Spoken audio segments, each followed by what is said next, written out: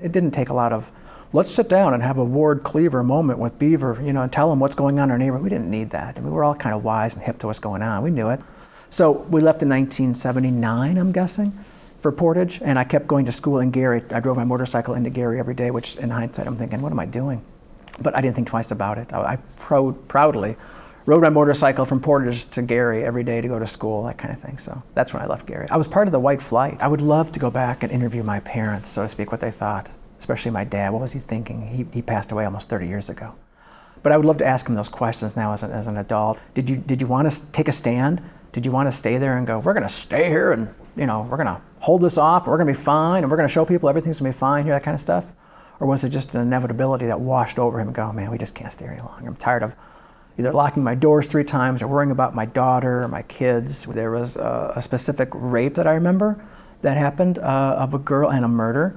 Her name was Brenda Banaski, and if you say, I think that name, and I think I have her name right, if you say that name to anybody who lived in Miller back then, they'd go, oh yeah, Brenda Banaski. But it was a bell for everyone, especially about the white community, like, oh man, this is not the same. We're not the same anymore. And then other crimes happening just in our neighborhood, and double locking and triple locking doors, which I do. I would lock the door of this office right now if you let me. Who knows? Click, you never know. That's part of the upbringing. We were never vandalized or criminalized, our family, I don't think, in Gary, that I can recall. So I don't think it was one specific traumatic event that did it. I think it was just an accumulative effect around us. And it was like, I hate to say like being in a war zone because it's such a stereotype for Gary, but it's like when you're in a war and you hear things dropping around you, a bomb. We better get out of here.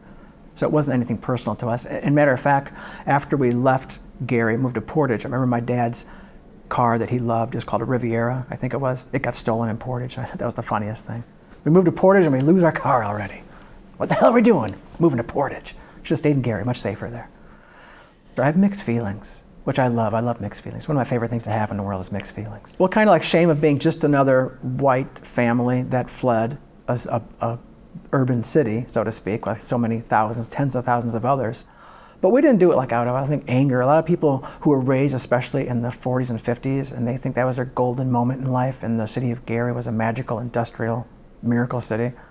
They were mad, angry, and they're still mad. I've written a book called Lost Gary, and I've talked to people at presentations, and they're still mad.